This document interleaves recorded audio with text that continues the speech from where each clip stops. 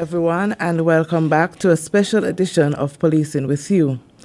We are focused on a major national effort designed to protect our children and strengthen our communities. Summer of Intervention 2026. This initiative is not just another summer program, it's coordinated whole of society strategies that brings together government, schools, churches, sports bodies, NGOs, parents, and community organizations to shield more than 2,500 of our young people during one of the highest risk period of the year. Summer looks like a break, but for most family, it brings increase in finances, strain, less supervision, and great exposure for negative influence, including gang recruitment. Today, we will dive into why this intervention matters, how it works, and the critical role of each partner plays in ensuring that our children are safe, supported, and connected to positive opportunities. We will also explore the public health approach for crime and violence, an approach that treats violence as something we can prevent and contain and reduce by acting early and acting together. Joining us is one of the members of the National Secretariat for Human Security and Well-being, Mr. Hans, who will help us understand how this program will change outcomes for our young people this summer. So we're going to get right into conversation. Mr. Hans, you're no stranger to us, but I want you to give the back history, and then you're going to bring us forward as to how this program were created and what. All right, good morning. The sergeant put me in a spot here, but all right. So, good morning to everybody. As was mentioned, I am Sergeant Hans Richards, a member of the St. Kitts Defense Force, and I'm also the program director for National Secretariat for Human Security and Well-being. That name was just mentioned by the Prime Minister during the CARICOM meeting they had here in the Federation recently. But prior to that, it was citizen security. So the focus was to fight crime and violence as an infectious disease, which is a public health issue, and how we would be able to curb and reduce the numbers using the epidemiological model and principles to fight crime and violence, as if the same way which we would fight COVID-19. And so we went in, we delved in, we got the numbers, we found out the root causes, and also not just root causes, but root causes by community, and we were able to then use the principles and the model to fight the infection, which is crime and violence, specifically gun crime and violence, because we were having an epidemic of crime and violence through gangs, and in the Caribbean the numbers are staggering. So I think the last high-level forum I was on in Trinidad, they consider it a pandemic, because if you look throughout the Caribbean and Central America, it's so diverse. I mean, it's so big and the numbers are so large and staggering that it's considered a pandemic. And also because gangs are spreading from one territory to the other, so they looked at it and considered it a pandemic. But within Territorial Island, it's an epidemic. And so our largest epidemic at the time was gun crime and violence through gangs. And so what we did, we went and we found out the history, we found out the numbers. Having said that, now, based on what the sergeant would have introduced, the numbers show us that there's a need during the period of summer to intervene, and not programs, but interventions, because programs are short things. Yes, it's only 6 weeks thereabout, but the intervention meaning that there is some kind of structure, proper structure to it with an outcome. So your programs, yes, I'm not saying programs don't have outcome, but the intervention in this case must have a measurable outcome, because we have to find out how many youths fall by the wayside, how many youths were involved, and the type of programs that were utilized during the summer of intervention. So I kind of hold back some of the information so that the sergeant can continue, and I'll keep sharing with you as we go along. Thank you very much, Mr. Richards. For viewers who are hearing about this for the first time, what exactly is Summer Intervention 2026? All right, so the Summer Intervention, like I said earlier, the I like people to say numbers. Unfortunately, you're not seeing my numbers today, but the numbers shows that within the homicide numbers for the over 28 years, we would have had over 480, almost 500 murders, and we recognize that between the months of May, June, July, August, the numbers were staggering. A little bit May was a little low because it's considered the exam period, but the recruitment period or period when children are more vulnerable to joining gangs based on the responses the children would have given to the USAID investigation or research. They recognize that persons within the age of 16 to 25 are easily influenced and recruited during the period of June, July, August. Obviously, we call it idle time. Children are more vulnerable because they're home. Parents are about their daily tasks, daily jobs, and the children are mostly vulnerable because they're home. There's very little to no parental guidance, and so it's easy for persons to recruit. It doesn't necessarily that you begin as a gang member, but you begin doing the simple and the petty things, and then it escalates into the more serious crime. So we looked at the period, the idle time period, and we're trying now to mitigate it or reduce the idle time of the children. So the intention is for them to go to work, to do job training, camps, sports, etc. And within that period, we want them to go out from about 9 o'clock to about 4 or 5 o'clock in the afternoon. In that way, them and the parents leave almost the same time and return home at the same time. So within that period, we're hoping that the things that they would have done when there was idle time, that it would reduce. Thank you so much. It is important for our country to treat summer as a protection window and not just a holiday. So, how do you think in real time, what does this mean? According to the concept, gang recruitment often happens ordinarily. What does this mean in real time? All right. So what happens is once they're not at home or have the idle time, then it's more difficult for you to find. The numbers will be less. You would have less opportunities to meet people and ask requests of the that age group. And so once they're involved, and not necessarily just to be a part of a sports, but we are hoping that they will take away a lot of personal skills, improve the human. Basically, we want to enhance the capacity of the human being. So we want to inject the as much as possible into the human capacity, the change their mindset. So you have a lot of mentorship programs. They'll learn first aid. We're trying to get like police, defense force, fire. So even though there's a camp and you have a camp, we want to ask you if you can have course sessions with the fire, sessions with psychology, sessions with mental health personnel.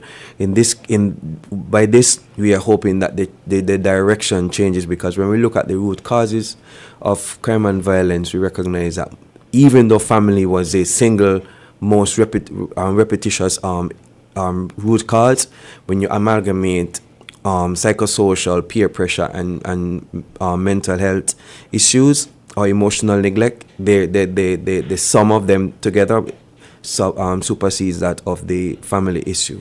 So we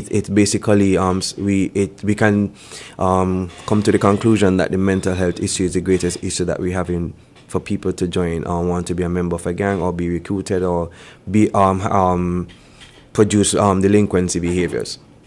All right, so the important is basically to not allow them to be exposed to the chance of being delinquent, basically.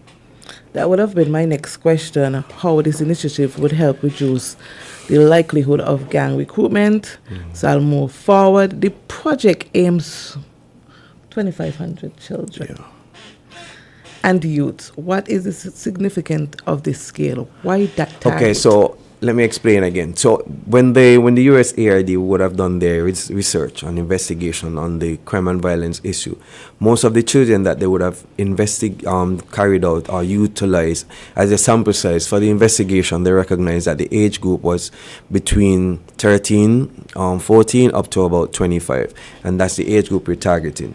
All right, because they're the ones who gave the responses as to why they would have joined for emotional neglect, child abuse, family abuse, etc. and poverty and lack of education, etc. So we look at that age group and recognize the age group has a lot of limitations. All right, so we want to reduce the limitation on them, the things that they can do. They're not exposed to the right things. There's not much for them to do, so we're trying to also get them to be active during that period. So we don't want the period to be basically a lull period. So we look at, because they utilize that age group, we recognize as the age group, the age group who's vulnerable, we call it the at-risk group. So we utilize that age group to carry out the program. And so you said 2,500. So we're looking at students from third form to CFBC, from St. Kitts and from Nevis. All right, both males and females. So when we did the calculation, we would have gotten 2,500, 2,600 thereabout. However, we recognize that we would have done a survey, and a survey for both the parent and the children. The children would kind of say what they would like to take part in. But within that survey, we want to know if they would travel in the summer, because we are aware that some of the children do travel in the summer. So the likelihood of the number reducing from 2,500 to maybe 1,800 is pretty high. So we may be looking at between 1,800 to 2,000 children. Again, that's not on St. Kitts only, but we already went to Nevis. I did some work with Gingerland, etc. So we're looking at both islands in the Federation for the program. Okay, thank you. I am big on safety and supervision. How does this intervention program ensure safety, supervision, and safeguarding our youths? Okay, so we're looking at having a meeting with all the stakeholders. We are in the process of communicating with them to prepare a meeting, and in that meeting we are going to establish a partnership, between the stakeholders and the department, and then we would find out where we can fit in their department, and we look at measurements. And one of the things we're looking at is exposure. What are they exposed to during the period of the camp? So that we don't want to take them from being exposed to gang and violence and then exposed to something else that it would be a negative correlation and negative impact on the program. So we want the program to be positive. So we want to have that meeting with the stakeholders to ensure that the children are safe, and that the measurements that we're looking at and the exposure that we hoping the children will get will be positive and not negative. So that's what we're doing, hopefully next week or early on the following week. Thank you so much, Mr. Richards. Normally during the summer, as a parent, you'll hear other parents say, "Oh, child eating down the house." Child eating down the house. What support does this intervention offer to parents who may be struggling during the summer? Okay, so the thing is, I am not able to speak to the financial support, but I know there will be some sort of support from the department and from the Prime Minister's office. In what capacity, I'm not sure. So I don't want to speak too fast. So I'm certain there will be some sort of support. But like I say, for me, the most important thing is to incentivize the capacity of the human being, for me, more than anything else, because that is eternal. Right. So even if we incentivize the finances, and everybody wants some fun somehow, sometime, for me, like I said, the intention of the intervention is to incentivize and improve on the capacity, the positive capacity of the individual, and expose them to their to greatness wherever they want to do. So that's why I'm saying that. So, for example, let's say you have football and you go to football. The intention is you go to, which I'll explain with it, because after this session, we have a session with the sporting president. So the intention is to have the children go to sports from 9 to 5, as if that's a job. And so we want them to play, have lunch, and go back to play or whatever training. And like I said, within that period, they would have speakers coming in for different from different ministries, different entities, different stakeholders, so that the children can not only play football. And if you look at the international realm of football, you recognize that's one of the things. So like I said, I'm hoping that once they continue to play football, their mental capacity to deal with anything that's going wrong, whether it's a fight, a hard talk, as we call it, whatever it is, because of the camp, the intervention that we're having in summer, we're hoping that will somewhat mitigate or reduces the chance of them fighting on the field or cursing, but more so have a camaraderie with the opponent because of what they would have learned from this program that we're having. Thank you so much. I was going to ask as well how mentor coaches and positive role models would be built into the intervention program? All right, so mentorship is a big deal for the intervention, because we recognize, if you look at one of the root causes was lack of mentorship, and there was very little mentorship programs and mentors in general in the federation. That's what the children want to say. They don't know who to follow, whatever. So one of the things we want to advertise is that persons who considered or is trained, I'm trying to be as respectful as possible, that they could come on board for the program. I would share the number. I think it's 667-7527.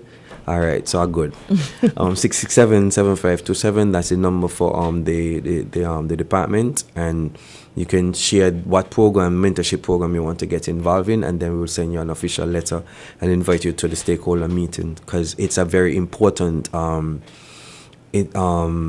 gap that we need to fill. And so I'm asking persons who are mentors that you could come on board. You don't have to be, and I'm asking persons to not necessarily vouch for financial reward, but to look at the greater good of the young persons carrying our country to the next stage in the future. So for me, that's what I'm looking at more so than anything else, that you give of yourself, what you have learned from university, from your parents, wherever you are and wherever you were in the world, and you bring it back and you share it with the at-risk youths, the youths who are vulnerable, like I say. And so it's important that you can come and be a part of the program and instill some of your experience with them. Yeah. Thank you so much, Mr. Richards. We're going to break. We're going to pay some bills and be right back. This is my land, my island, our home. The climate has changed. It's becoming strange. We have to come together to keep her forever resilient and strong. We need slow stabilization, forest rehabilitation. Come together as a nation for drought and flood mitigation. Development with policies and plans. Let's change our ways, protect our lands. Get involved, every child, woman and man. Island resilience has got the plan. This is my land, my island, our home. It's time to come together to keep her forever resilient and strong. Island Resilience, promoting a climate of change. The Climate Change Adaptation and Sustainable Land Management Initiative of the OECS Commission, funded by the European Union.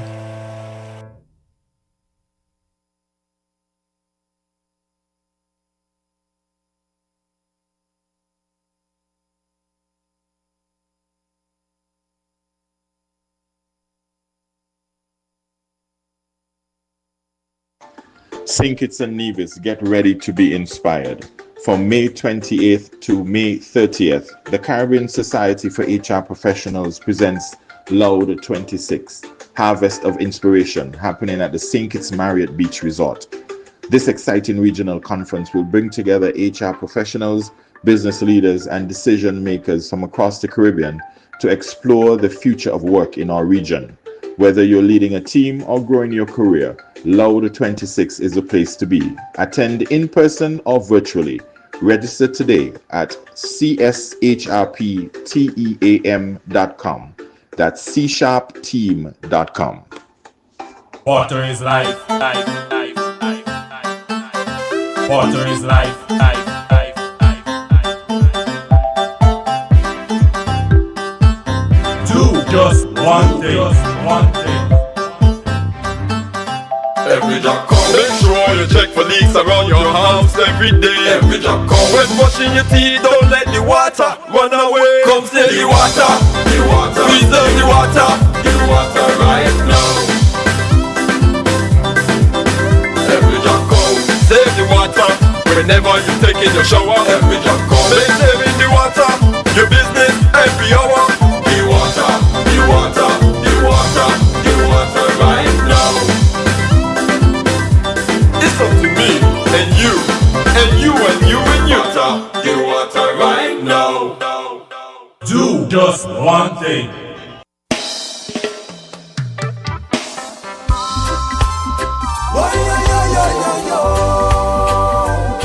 I'm way.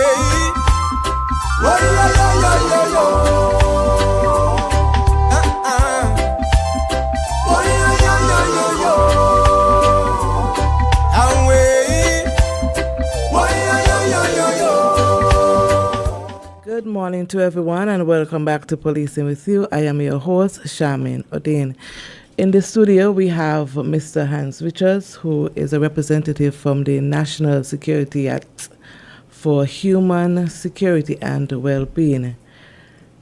Mr. Hans have been basically putting us through the journey where the new initiative from the Secretariat is the Summer Intervention 2026. So we will dive right back into the questions. However, the lines will be open if you feel like calling and asking Mr. Hans a question to better familiarize yourself with what is going on, especially when it involves our youth and empowering our youth for this summer. We're going to speak about the community and the stakeholders. This initiative is described as a whole of society effort. Why can't the government do it alone? All right, that's a very good question. And because you're part of this, the task force, I know you know the reason. All right, so when we look at the solutions after we found the root causes, 2024, after I would have compiled the root causes, there obviously, once you know what the problem is, now my thing is always to never, as you say, it's wallow on the problem, but I like to look for solutions, and there's always a solution to everything. And so one of the solutions, when we look at the solutions, we have a pie of 100%. And your question asks, why can't the government do it alone? So from the pie, it says government is 16.1% the solution to crime and violence. Again, let me specify gun crime and violence, because that's what we focus on. Not saying there's no other crime. Please, no one say that we're not focusing on the domestic violence and the stabbings, etc. But again, because the gun violence was tearing apart the country in like an epidemic. Just bear in mind, don't forget the COVID-19 principle and experience. That's similarly what was happening with gun crime and violence and gang influence. And so when we look at 16.1% for government, and there's people saying police ain't doing nothing, the army man them ain't doing nothing. You know, that's, I just wanted to say it in the Kitish and twang. But when you look at the percentage for police, it's 12.9. So if you amalgamate or you join government and police, you get about 30% of the pie, saying that government is responsible for the solution to gun crime and violence. That's not even 2/5 of the issue. All right, and so the solution is the community. The community percentage is 23%, and so that's why we now decide, because the community. So I want us to follow the direction, because everything has a linkage. So remember, in the early stage that we said that the family was the issue, and families make up a community. So the number one issue were families. And so if families is the issue, then families should have the solution. And so community gives us 23% of the solution comes from the community. And so that's why we're going now back into the community to have the sum of intervention, so that the community can recuperate the issue and present the solution.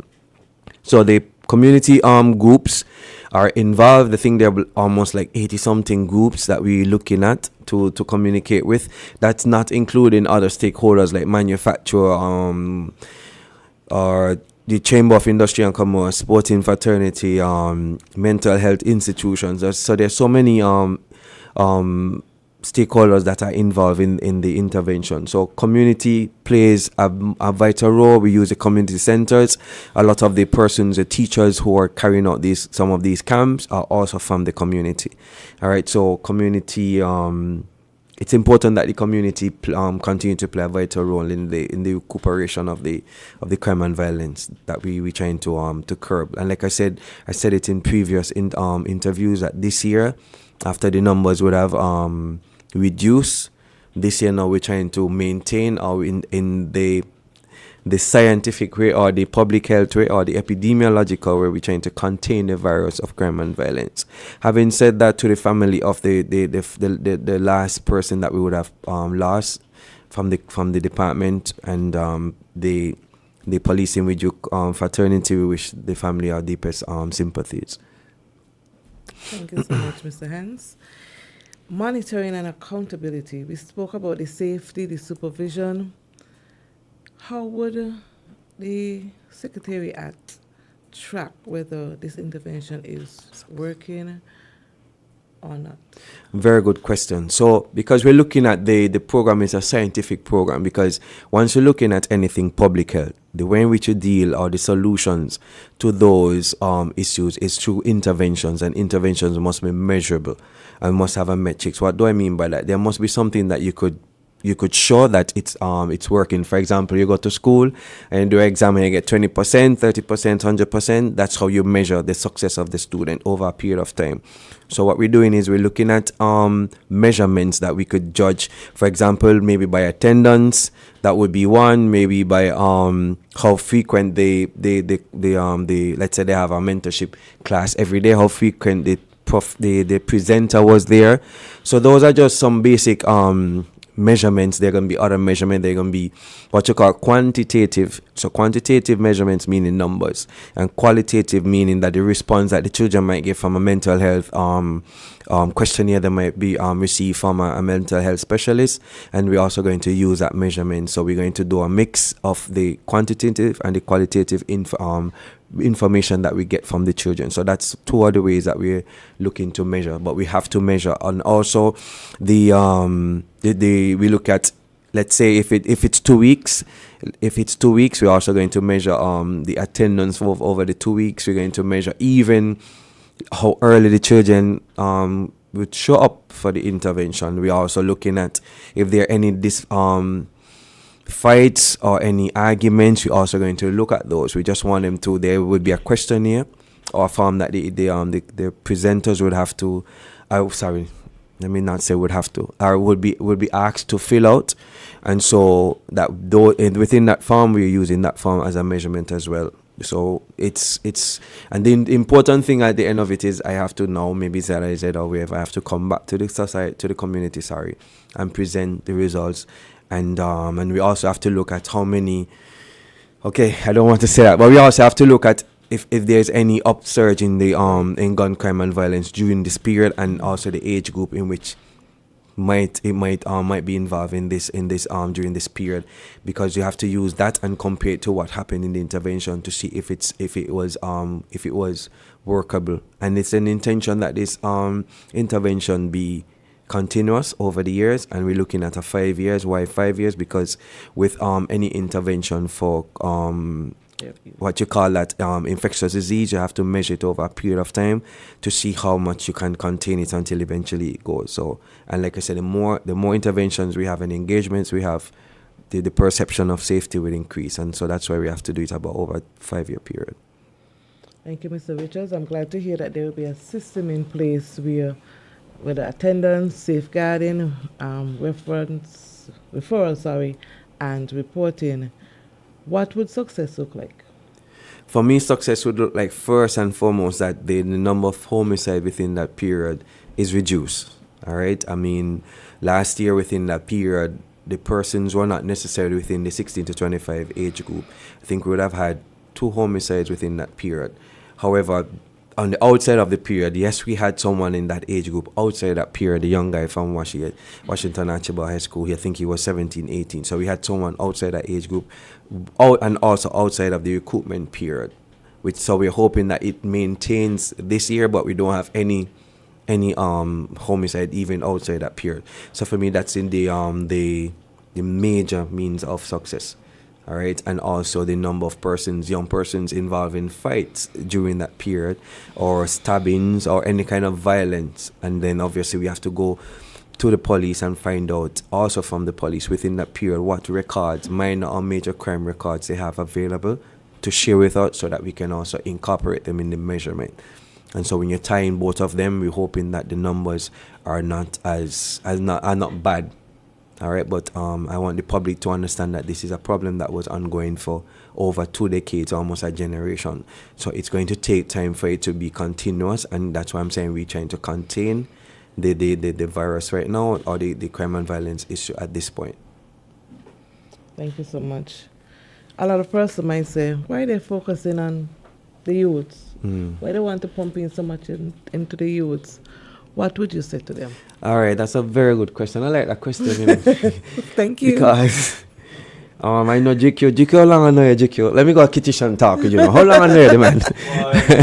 Since we're small, right? We got hope, right? And we are alive and well. We have had our moments of weakness, but we're alive and well, and we have kept ourselves as good as possible. All right? What I'm saying that imagine both of us were involved in that kind of behavior. We would not have been here today because one of us might have been dead or in prison. So I'm saying the young people is the future, because if I wasn't here, I would be able to study public health and be a soldier to be able to find a way to help mitigate the crime and violence issue. And the same thing, he wouldn't be able to be the presenter for me to give the information. And likewise yourself, because we also had a number of females who would have lost their life through the gun violence. So I'm saying if we don't have that turnover and that cyclical component of young to old to young to old, then our generation, we already lost a generation. Let me make that pretty clear to the general public.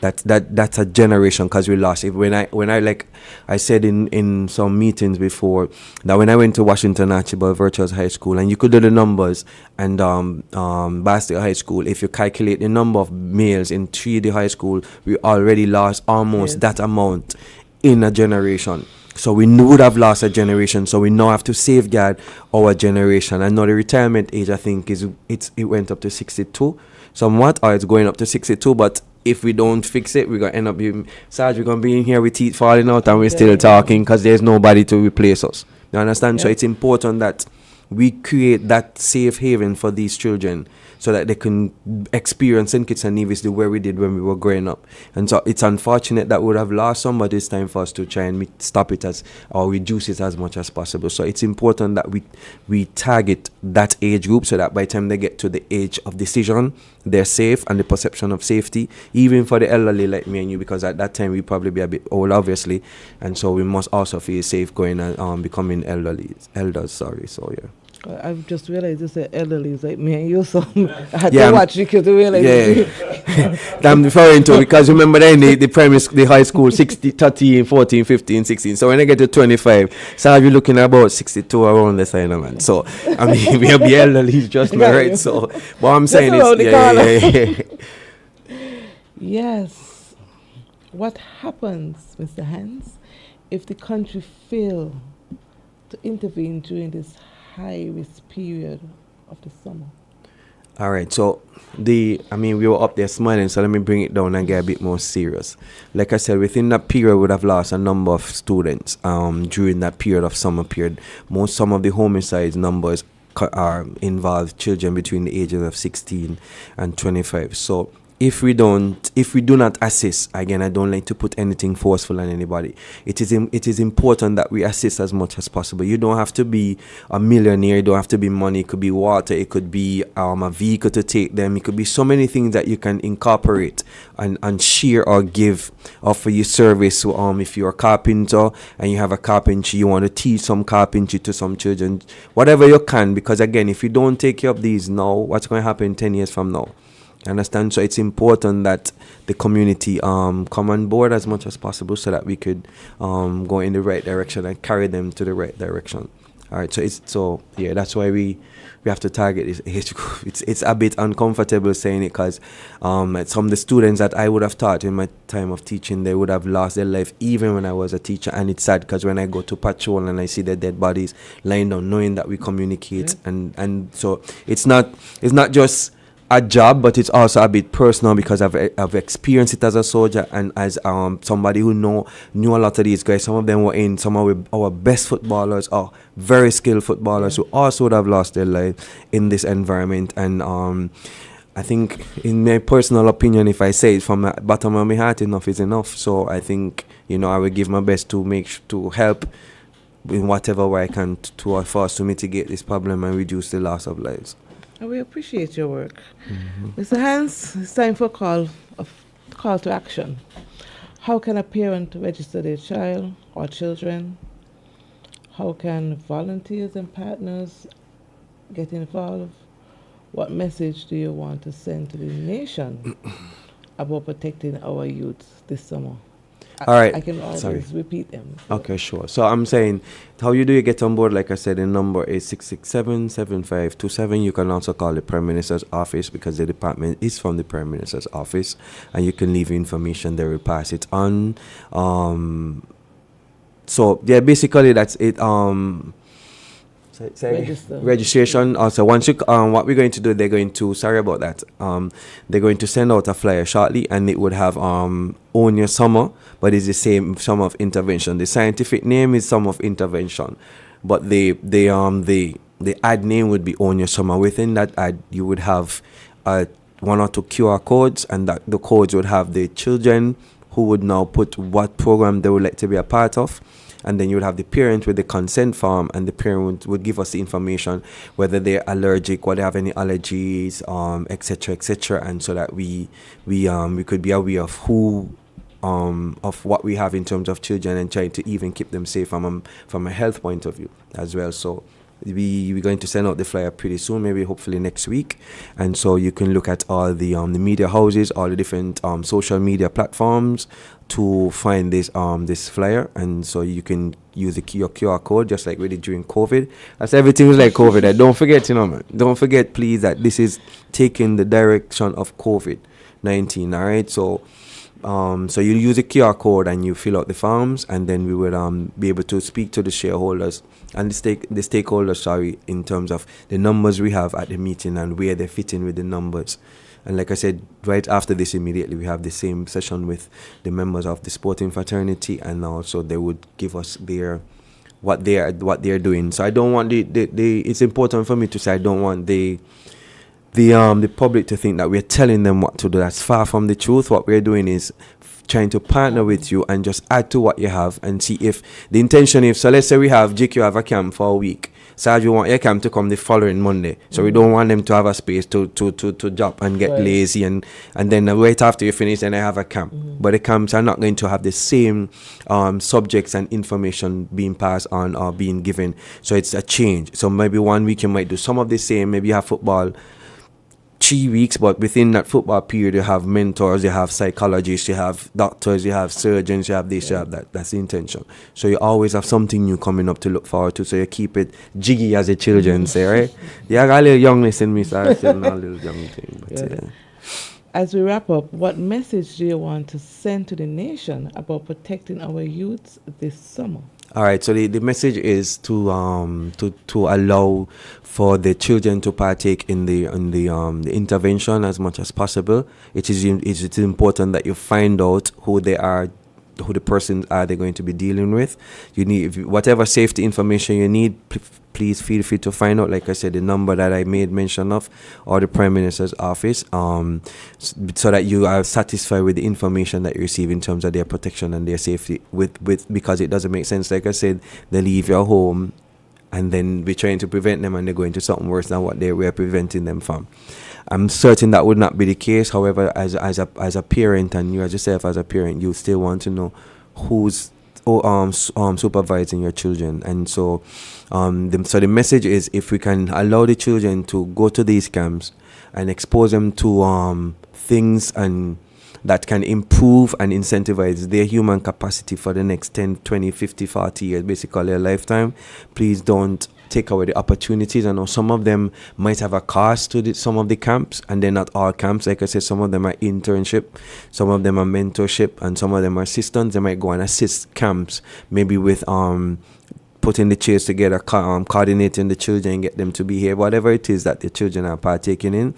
And we also aware that there are some households that have children who are taking care of their younger siblings. So we're asking that if you let those come. And like I say, if you can't afford these things, we're going to speak about in and we also have to present this to cabinet, and then we also have to speak about it so that we could see how much the government can assist in in whatever shape or form. Like I say, it doesn't have to be financial, and I'm hoping that people understand that sometimes you can't put money value over the incentivizing the human being. So that supersedes any amount of money. You could give them $1 million, they spend it by all kind of chance, but the human being has not changed, and they're incentivized to perception of a better personality, a better way. All right, so it's important that we understand that. So just for a moment, let's put children over finances. But like I say, in terms of assistance, because some of the camps has a cost to it, when we speak to the stakeholders, we're hoping that there's some kind of mutual agreement that could be made among the parties. and so that we could allow children to go to camp. So even persons who are doing dancing and creative arts person, they're also going to be on board. So those who like to dance, I think there are a number of dance theaters around. Those we are asking that you come on board, and so we can have the ladies or the males, whoever dancing, go through the whole day dancing. But we don't want them to dance all day. We also want to inject some mentorship and, like I said, mental health sessions with them during that period. Thank you so much, Mr. Hans. I just want to encourage everyone to get on board in whatever form or shape that you can. It's not about the finances, even if you can come and, teach them how to make candles, instill a positive message to our youth. We greatly appreciate it. Mr. Hans, I want to thank you for accepting my invitation. Thank you, GQ. Thank you to the listeners and the viewers for joining us on this segment. I will see you next time. I want to thank the Almighty God also for lending us the time to share. See you guys next time. I am your host, Shamin Odin. It was a pleasure. Thank you.